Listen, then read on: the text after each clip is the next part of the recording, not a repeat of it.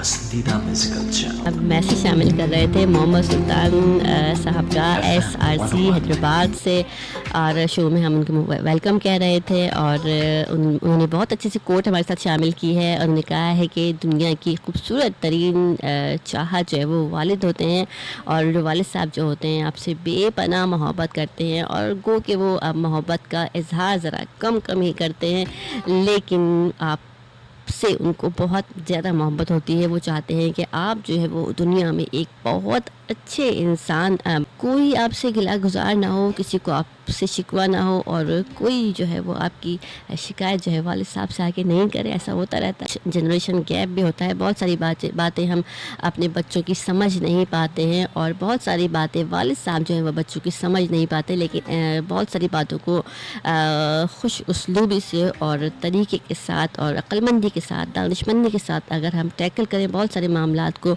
और बहुत सारी रिश्तेदारियों को, तो फिर मिसअंडरस्टैंडिंग का जो गुमान है वो ज़रा कम होता है, और सहूलत के साथ जो वो शब रोज़ आपके गुजर जाते हैं। देखिए वक्त जो है वो कितना तेज़ी के साथ दौड़ रहा है, कितनी तेज़ी के साथ भाग रहा है।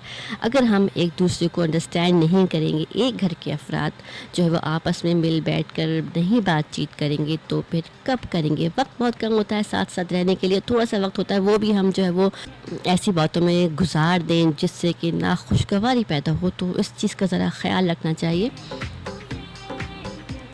अच्छे से माहौल को रखने की कोशिश की जानी चाहिए, और अच्छा सा माहौल कौन रख सकता है, आप ख़ुद के रख सकते हैं, घर के तमाम अफराद रख सकते हैं। तो सबको एक दूसरे को समझने की कोशिश करनी चाहिए, ठीक है।